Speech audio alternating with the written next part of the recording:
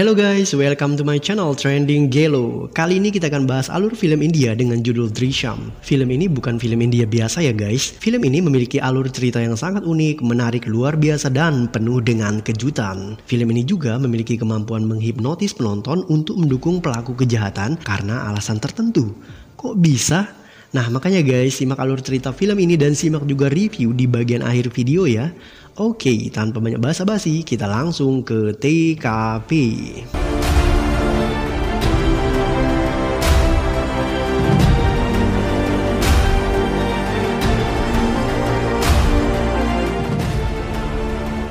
Guys, film ini diawali dengan adegan di mana seorang pria turun dari sebuah bus dan bertanya tentang di mana letak kantor polisi Pondolem kepada seorang penjaga warung bernama Pak Martin. Pria ini bernama Satis Naik. Ia adalah petugas polisi baru yang dipindah tugaskan di daerah tersebut. Saat ditanya, Pak Martin mengatakan bahwa kantor polisi Pondolem berada tepat di depan warungnya dan kantor tersebut baru saja diresmikan seminggu yang lalu. Saat memasuki kantor polisi, Satis Naik kemudian melihat seorang pria yang dikenalnya dari berita di TV-TV guys. Pria tersebut bernama Vijay Salgaonkar. Film kemudian beralih ke alur mundur tentang ingatan Vijay di masa lalu. Vijay adalah seorang pria yang memiliki seorang istri bernama Nandini dan dua anak gadis bernama Anju dan Anu. Anju adalah anak angkat Vijay, usianya masih remaja seumuran anak SMA. Vijay ini dari kecil ia adalah anak yatim piatu guys. Jadi ketika ia melihat seorang bayi dibuang oleh orang tuanya di tong sampah, ia tidak tega. Makanya ia memilih mengangkat Anju sebagai anaknya. Vijay memiliki anak kandung yang bernama Anu. Ia masih kecil guys, usianya sekitar 7 tahunan. Vijay sangat menyayangi keluarga kecilnya ini. Meskipun Vijay pendidikannya nggak tamat SD, hanya nyampe kelas 4 SD, namun ia adalah ayah yang cerdas. Ia menjalankan usaha kecil-kecilan yang bergerak di bidang jasa layanan TV kabel. Hobinya adalah menonton film guys.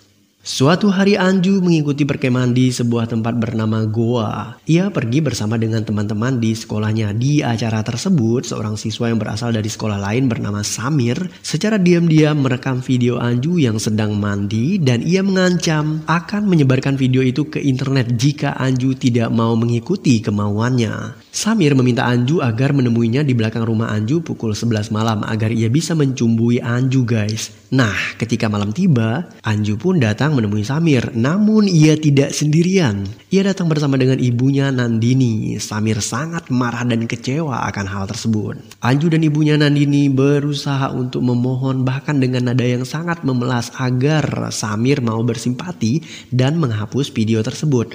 Namun Samir enggan melakukan hal itu. Karena Samir ngotot nggak mau menghapus videonya, Anju secara tidak sengaja memilih memukul Samir dengan tongkat yang membuatnya tumbang terkapar dan tak bernyawa. Dan saat HP Samir jatuh, Anju menghancurkan ponsel tersebut agar video di dalamnya juga ikut hancur. Menyadari Samir telah tewas, Anju berusaha menelpon ayahnya yang sedang lembur di tokonya. Namun Vijay sedang sibuk nonton film dan ia tidak mendengar panggilan itu. Nah, saat Anju dan ibunya menguburkan mayat Samir di samping rumahnya, adiknya Anu melihat sendiri kejadian tersebut.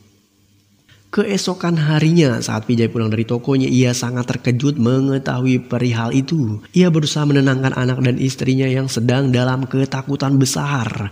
Nah dari sinilah Vijay mulai merencanakan untuk menyembunyikan bukti pembunuhan itu. Hal pertama yang ia lakukan adalah dengan membersihkan semua barang bukti yang ada di TKP. Dan salah satu diantaranya adalah kartu SIM HP Samir agar kartu tersebut bisa aktif dilacak di tempat lain. Kemudian ia juga berusaha untuk menyingkirkan mobil Samir yang terparkir tidak jauh dari rumahnya guys. Nah saat dia mencoba membuka pintu mobil, alarm mobilnya malah berbunyi dan itu memancing perhatian seorang polisi dan dua warga yang berada tidak jauh dari tempat itu. Polisi tersebut bernama Gai Tonde. Gai Tonde ini guys adalah seorang polisi yang sangat korup dan ia begitu terkenal di lingkungan sekitarnya karena memiliki sifat yang jahat. Ia memiliki masalah dengan semua orang termasuk Vijay karena Vijay secara terang-terangan menentang sikapnya yang jahat dan menjengkelkan itu.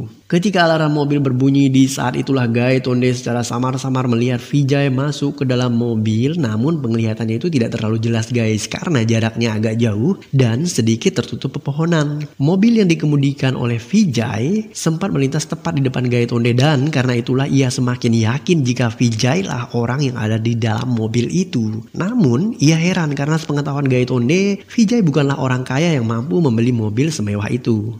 Vijay membawa mobil Samir ini jauh dari rumahnya. Di tengah perjalanan ia membeli HP second agar kartu SIM HP Samir bisa diaktifkan. Setelah HP-nya aktif dan dalam kondisi silent, ia kemudian membuang HP tersebut di sebuah truk yang ia temui terparkir di tepi jalan. Tak hanya cukup di situ, usaha terakhir Vijay untuk menyembunyikan barang bukti adalah dengan menenggelamkan mobil tersebut ke sebuah lokasi tambang yang sudah terbengkalai. Nah, momen di saat Vijay masuk ke dalam mobil dan hampir ketangkap basah oleh Gaitonde, plus momen menenggelamkan mobil di danau yang hampir kelihatan oleh seseorang yang datang ke danau itu, momen-momen itu benar-benar menegangkan guys. Sumpah adegan dan musiknya benar-benar bikin copot jantung, thrilling abis.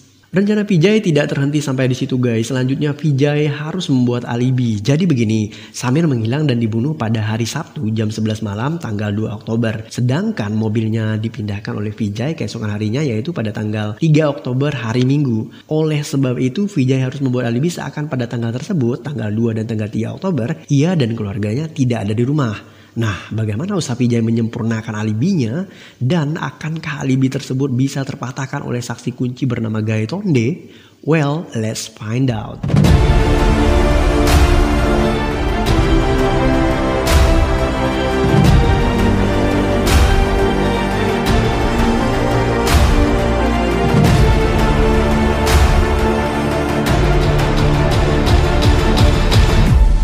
Film kemudian beralih ke adegan di mana Vijay datang ke tokonya dan memberitahu Jose, pegawai tokonya, bahwa ia ingin mengambil cuti 2 hari ke depan untuk mengikuti ceramah keagamaan dengan pembicara bernama Chinmayanan di daerah yang bernama Panaji. Setibanya di rumah, istrinya Nandini memberitahu bahwa Samir adalah anak sematawayang Jenderal Polisi Inspektur di Goa yang bernama Mira. Ayahnya adalah seorang pengusaha sukses bernama Mahesh. Keesokan harinya, Vijay membawa keluarganya ke Panaji untuk menenangkan diri supaya tidak stres karena kejadian yang mereka alami. Keluarga itu memulai perjalanan dengan menaiki bus milik temannya. Saat ditanya temannya, Vijay mengatakan ia dan keluarganya menghadiri acara ceramah keagamaan di Panaji. Ketika mereka tiba di Panaji, acara ceramah keagamaan sudah selesai sehari sebelumnya yaitu tanggal 3 Oktober. Dan hari ini tanggal 4 Oktober orang-orang tampak sibuk membenahi kursi dan perlengkapan acara itu. Mereka kemudian menginap di sebuah hotel dan menonton bioskop, tapi sepanjang perjalanan mereka tak pernah bisa tenang. Sepulangnya dari Panaji, istri dan anaknya masih dihantui rasa bersalah dan takut. Vijay pun berusaha meyakinkan mereka agar menghilangkan rasa takut itu karena rasa takut adalah bukti terakhir dari kejadian tersebut. 3 minggu berlalu dan secara tidak sengaja 2 pemuda yang sedang memancing di lokasi tambang menemukan mobil Samir. Karena penemuan mobil inilah Inspektur Polisi Mira berusaha mencari tentang keberadaan anaknya yang hilang. Dan informasi penting yang mereka dapat adalah HP terakhir kali diaktifkan di daerah Pondelem sebelum aktif kembali di daerah Panaji. Oleh sebab itu Mira mengirimkan foto anaknya dan mobil tersebut kepada kepolisian Pondelem. Setelah melihat foto mobil Samir, Gaitonde pun auto teringat sama Vijay yang pernah mengendarai mobil itu. Nah, ia pun menyampaikan hal itu kepada pimpinannya. Menyadari kasusnya mulai terkuak karena penemuan mobil Samir, Vijay berusaha mengajarkan anak dan istrinya agar kompak dalam jawaban yang sama jika diwawancarai polisi, yaitu mereka pergi ke Panaji pada tanggal 2 Oktober dan kembali ke rumahnya malam hari tanggal 3 Oktober. Agar lebih detail, Vijay menyampaikan bahwa mereka tiba di Panaji pagi hari sekitar pukul 9, mengikuti kegiatan ceramah keagamaan, kemudian menginap di hotel, nonton film, dan keesokannya pulang dan sampai di rumah malam hari. Bahkan, Vijay mengajarkan detail tentang apa yang mereka makan dan di mana mereka di saat jam tertentu. Ini bertujuan agar saat diwawancara, jawaban mereka sama sehingga mereka dianggap benar-benar ke Panaji pada tanggal tersebut. Tapi bagaimana bisa guys? Bukankah Vijay sekeluarga ke Panaji tanggal 4 dan 5 Oktober? Bukan pada tanggal 2 dan 3 Oktober. Adegan berganti ke Gaitonde yang mengajak petugas polisi untuk menanyai Salvi. Masih ingat kan guys saat Gaitonde melihat Vijay mengendarai mobil milik Samir? Nah, waktu itu Salvi juga melihat mobil itu, hanya saja ia tidak melihat Vijay di dalamnya. Begitu pula dengan temannya Salvi, ia juga mengaku tidak melihat Vijay. Yang dilihat hanyalah mobil yang memang berwarna kuning. Nah, karena tuduhan Gaitonde ini nggak ada yang ngedukung, kepala polisi malah nggak percaya sama Gaitonde guys. Polisi juga mengetahui bahwa Samir pernah ikut acara perkemahan dan kebetulan Anju, anaknya Vijay, juga ikut dalam acara tersebut. Nah, karena ada keterkaitan, makanya Anju ditanyai oleh polisi. Anju mengatakan dengan tenang bahwa ia memang mengenal Samir saat di acara perkemahan. Namun, ia tidak pernah bertemu lagi dengan Samir setelah acara tersebut. Polisi kemudian mendatangi kediaman Vijay untuk menanyakan perihal bahwa Gaitonde melihat Vijay mengendarai mobil Samir. Namun Vijay mengatakan bahwa ia dan Gaitonde pernah bertengkar, jadi itu pasti ulah Gaitonde untuk memfitnahnya. Dalam wawancara tersebut, Vijay menegaskan bahwa mereka sedang berada di Panaji saat tanggal 2 dan 3 Oktober. Ketika ditanya apa saja yang ia lakukan di sana, Vijay menjelaskan bahwa mereka naik bus pagi hari, kemudian menginap di hotel dan menonton bioskop. Vijay juga memberikan polisi tiket bis, tagihan hotel, dan tiket bioskop sebagai barang bukti bahwa ia memang ada di sana. Sepulangnya dari Panaji, Vijay dan keluarganya kehujanan guys. Jadi anak-anaknya jatuh sakit, makanya tanggal selanjutnya yaitu tanggal 4 dan 5 Oktober, anak-anaknya tidak masuk sekolah. Nah, mengetahui kesamaan cerita Vijay dan anaknya Anju plus bukti tiket dan bioskop, polisi mulai menduga bahwa Gaitonde lah yang berbohong dan dengan sengaja ingin menjebak Vijay agar ia tersandung hukum, mengingat hubungan antara Vijay dan Gaitonde tidak terlalu akur guys. Gaitonde tidak terima dengan kebohongan Vijay. Ia mendatangi Inspektur Polisi Mira, ibunya Samir. Ia mengatakan bahwa ia memang melihat Vijay mengendarai mobil Samir. Nah, mendengarkan hal ini, Mira pun langsung menahan keluarga Vijay untuk diinterogasi. Saat diinterogasi, semuanya berjalan seperti yang Vijay rencanakan dan ajarkan ke anak dan istrinya. Bahkan si kecil Anu pun tidak bisa dikelabui polisi. Mereka sekeluarga diwawancari terpisah, namun fokus jawabannya tetap sama. Berangkat ke Panaji pada hari tanggal 2 Oktober, mendatangi ceramah keagamaan Tuan Chinmayanan, menginap di hotel, menonton film, dan kemudian pulang agak malam saat tanggal 3 Oktober. Guys, jujur saat wawancara si kecil Anu ini bagian yang menegangkan sekali karena kita tahu bahwa Anu adalah anak kecil. Yang namanya anak kecil, sebagus apapun diajari berbohong, ya tetap aja ngeri-ngeri sedap gitu kan, takut keceplosan dan lain-lain. Namun Anu did very well in this freaking interview guys. Wawancara nggak hanya melibatkan keluarga Vijay, namun juga beberapa orang yang dekat dengannya, mulai dari Martin, sang pemilik warung kopi, Jose, karyawan toko Vijay, pemilik bus yang Vijay naiki, petugas resepsionis hotel, pemilik hotel, dan bahkan Chinmayanan, sang penceramah keagamaan pun diwawancarai polisi guys. Tapi anehnya adalah semua saksi yang ditanya jawabannya mengarah ke hal yang sama, yaitu Vijay mengunjungi Panaji pada tanggal 2 dan 3 Oktober dan mengikuti kegiatan keagamaan tersebut karena dia mengetahui semua isi ceramah dengan detail. Padahal faktanya guys, Vijay dan keluarganya jelas-jelas datang ke Panaji pada tanggal 4 dan 5 Oktober dan mereka tidak mengikuti ceramah tersebut. Bagaimana bisa ia mengetahui isi ceramah keagamaan yang disampaikan oleh Chinmayanan dengan detail? Apakah semua saksi kompak berbohong bersamaan? Well guys, dengan adanya jawaban daripada para saksi yang membuktikan bahwa Vijay dan keluarga pergi ke Panaji pada tanggal 2 dan 3 Oktober, jelas ini menyulitkan polisi untuk menangkap Vijay karena bukti dan saksi menunjukkan bahwa Vijay memang tidak ada di Vondelem pada saat tanggal tersebut. Dan bagaimana bisa semua saksi mengetahui persis bahwa Vijay dan keluarga pergi ke Panaji pada tanggal tersebut, sedangkan hal itu sudah berlalu hampir 3 minggu lebih guys. Oke, jadi begini nih guys, kejadian itu sudah berlalu lebih dari 3 minggu atau lebih tepatnya 25 hari sejak tanggal 2 Oktober di mana Samir menghilang. Tidak mungkin kan ada yang bisa mengingat persis apa yang dilakukan Vijay dan keluarganya di tanggal 2 dan 3 Oktober. Nah, untuk itu Vijay dengan kecerdasannya hanya perlu memberikan sugesti kepada para saksi. Caranya adalah Vijay mendatangi kembali semua orang yang diduga akan menjadi saksi kunci kejadian tersebut.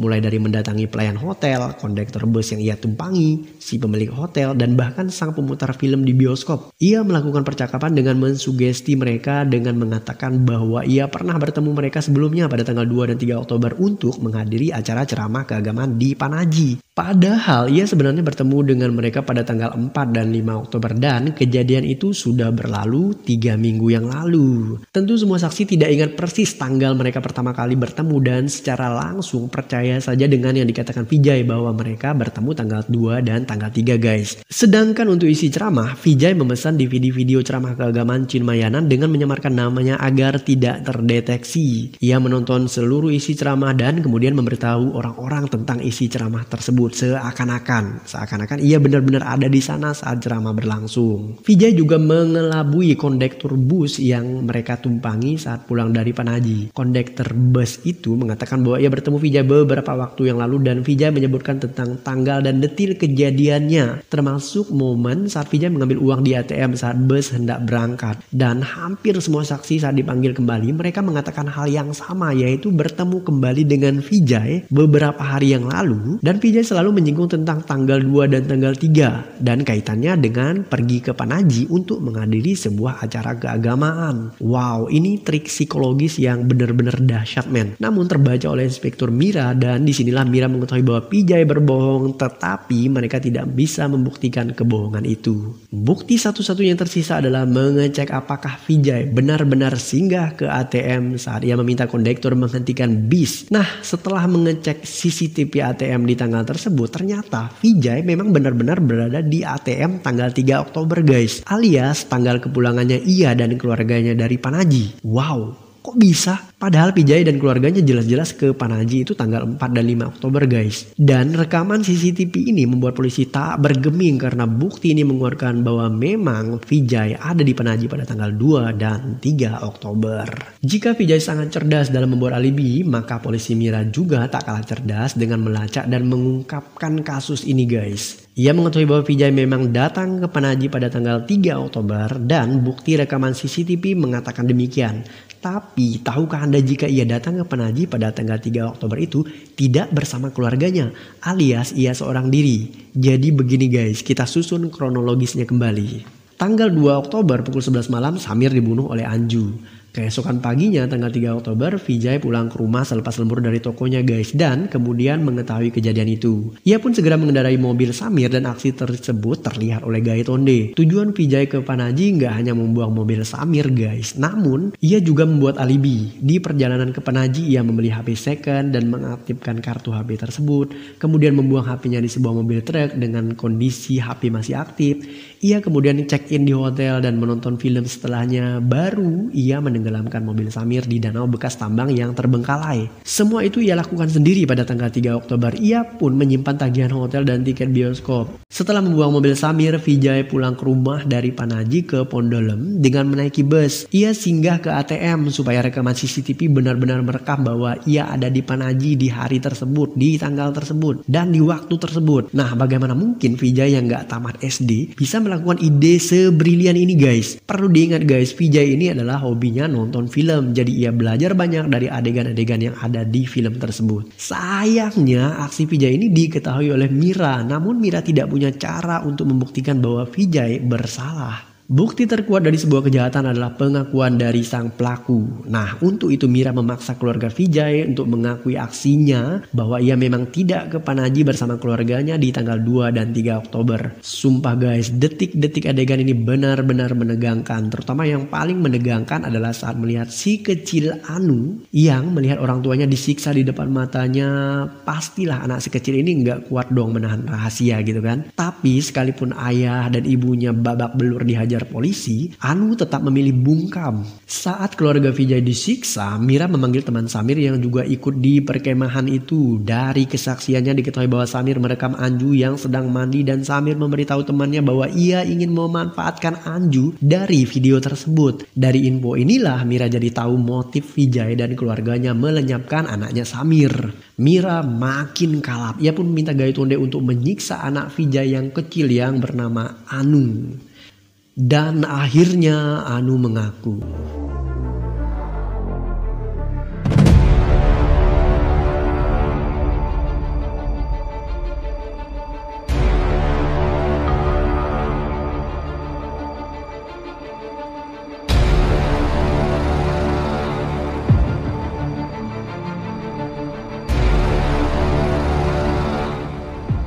Adegan beralih ke anggota polisi yang berada di rumah Vijay untuk menggali tepat di posisi di mana mayat Samir dikuburkan, yaitu di samping rumahnya Vijay. Anu sendirilah yang menunjukkan lokasi tersebut karena ia pernah melihat ibu dan kakaknya menguburkan Samir di sana. Penggalian dilakukan dan disaksikan oleh segerombolan warga dan awak media yang penasaran akan kasus ini. Banyak yang gak percaya bahwa Vijay membunuh anak polisi Mira karena mereka mengetahui bahwa Vijay adalah orang yang baik dan semua itu hanyalah fitnah dari polisi jahat yang bernama Gaitonde. Setelah penggalian dilakukan, orang-orang pun mulai mencium bau busuk yang menyengat, dan ketika karung berisi jenazah diangkat dan dibuka, boom, sumpah guys, di adegan ini aku gak nyangka banget film ini benar-benar spektakuler. Film Bollywood berkualitas Hollywood guys. Selain cerita yang penuh dengan kejutan, sinematografinya juga luar biasa. Kita diajak untuk berpikir seakan-akan pertahanan terakhir Vijay untuk melindungi keluarganya ini hancur berkecai. Namun di luar dugaan, kejutan luar biasa terjadi. Bau yang menyengat tadi ternyata berasal dari bangkai hewan yang ada di dalam karung, bukan mayat manusia. Nah,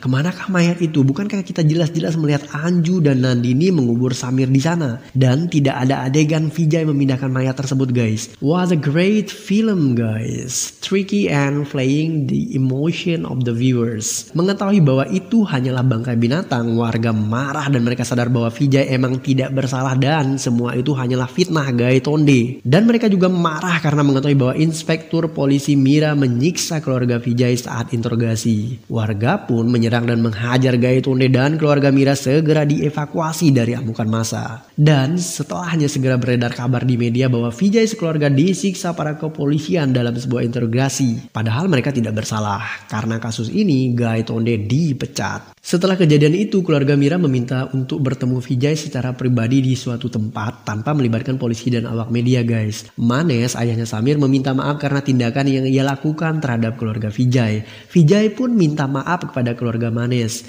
Vijay menjelaskan bahwa ia punya sebuah dunia kecil yang sangat ia sayangi dan ia harus lindungi dari gangguan tamu yang tak diundang. Vijay tidak memikirkan tentang benar atau salah karena yang terpenting baginya adalah melindungi keluarganya dari gangguan orang luar tersebut. Dari sini kita bisa menangkap bahwa keluarga Manes mengetahui bahwa memang Vijay dan keluarganya lah yang menghabisi anaknya. Namun mereka memilih melupakan hal itu karena mereka tidak punya bukti yang kuat. Adegan beralih kembali ke awal alur cerita di mana Vijay berada di kantor polisi. Ia kemudian dipanggil kepala polisi yang baru untuk menandatangani perkaranya yang sudah ditutup kasusnya. Kepala polisi mengatakan bahwa Vijay sangat cerdas karena sudah membohongi semua polisi di Vondolem dan dia berjanji akan menemukan mayat Samir. Namun Vijay menjawab dengan nada merendah bahwa ia tidak punya kapasitas untuk membohongi polisi. Ia sangat menghargai kepolisian dan ia yakin polisi akan selalu melindungi mereka dan keluarga. Film ini ditutup dengan adegan di mana Vijay keluar dari kantor polisi dan transisi kamera yang menggambarkan bahwa di kantor polisi yang baru itulah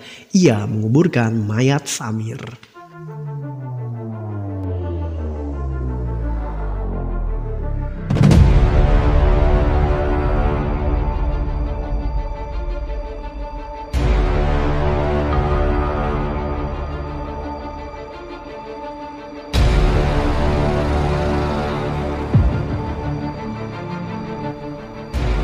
Oke guys, it's review time. Menurut aku pribadi film ini benar-benar sebuah masterpiece. Setiap detil film dirinci dengan sangat detil mulai dari alur cerita, sinematografi, musik hingga ke pemilihan pemain. Cerita film ini mampu menghipnotis penonton bahwa ini bukan tentang benar atau salah, tapi ini tentang bagaimana seorang melindungi keluarga yang ia sayangi dengan cara apapun. Sinematografi dalam film ini juga luar biasa guys. Adegan di mana Vijay melangkah keluar dari kantor polisi di bagian akhir cerita diselingi dengan transisi adegan di masa lalu di mana Vijay juga melangkah di tempat yang sama tapi dengan keadaan yang berbeda. Itu menyiratkan bahwa disitulah momen Vijay menyembunyikan mayat Samir.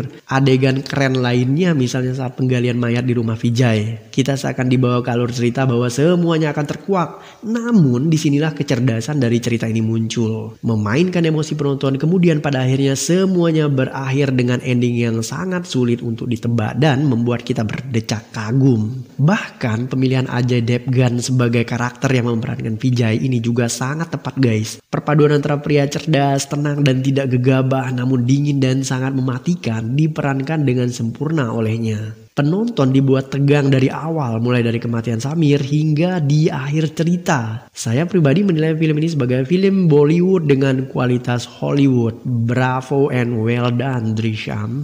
Tak ada gading yang tak retak, begitu pula dengan film ini guys. Jadi menurut aku pribadi kekurangan yang ada dalam film ini adalah terletak pada pesan moral yang ingin disampaikan, yaitu dimana kita dihipnotis akan meyakini bahwa apapun memang harus dilakukan demi melindungi orang yang kita sayang. Padahal kalau menurut aku pribadi nih guys, yang benar adalah benar dan yang salah adalah salah. Apapun alasannya dan siapapun yang melakukannya, hal itu tetaplah salah, but it's just a film anyway. Oke, secara personal overall aku memberikan nilai 8,5 dari 10 untuk film Drishyam ini guys. Nah, bagaimana dengan Anda?